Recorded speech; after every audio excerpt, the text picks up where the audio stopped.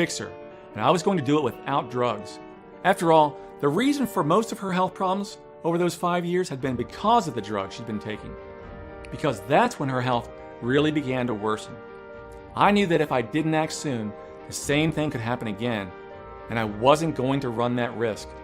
Thankfully, Kathy survived her severe ketoacidosis, and the blood sugar lowering medications they gave took hold just as she was slipping away.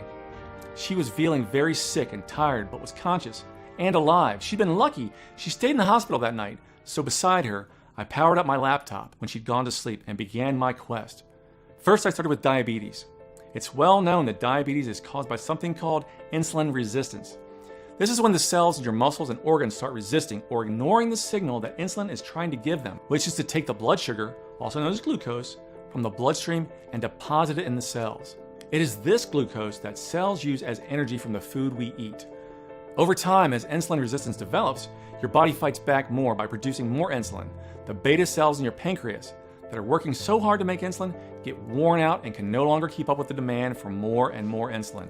Then, after insulin resistance silently begins, your blood sugar will rise and you will develop prediabetes or even type 2 diabetes. You may also develop non-alcoholic fatty liver disease, a growing problem associated with insulin resistance that boosts your risk for liver damage and heart disease. Take a look at this image.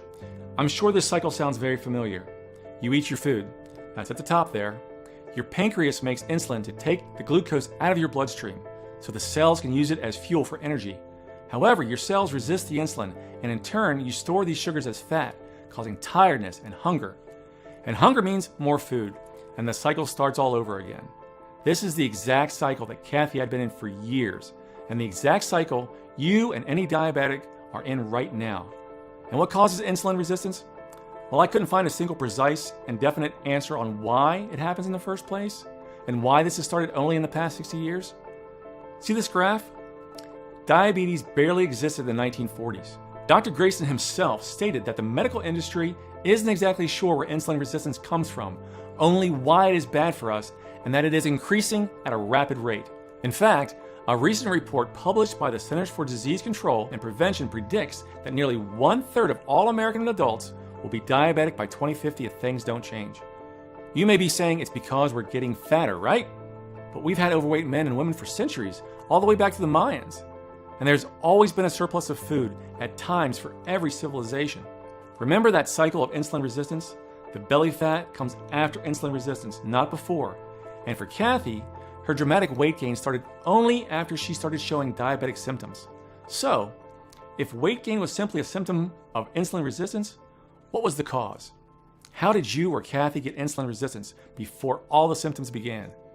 For weeks, I scoured the internet, visited libraries, and read through hundreds of dusty old medical journals. I visited universities, spoke to doctors, endocrinologists, alternative therapists, and even Chinese herb doctors for help.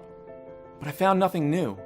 Just the same old tired advice of exercise more, eat less sugar and fewer carbs, and take your meds like a good little diabetic. Advice that you or any other diabetic listening to my story today has heard a million times before. I felt like I'd hit a brick wall, and after weeks of research, I was nowhere. I'd left online posts on forums and message boards requesting any information that could help Kathy. I got a reply from a man we will call Kevin, who has chosen to remain anonymous to protect his identity. He had a real dislike for the diabetes industry and has been working for the large pharmaceutical company for 10 years before recently being fired for voicing his concerns. Over a call, he revealed to me the 3 closely guarded and biggest lies of the diabetic industry, and anyone who dared utter them in public will be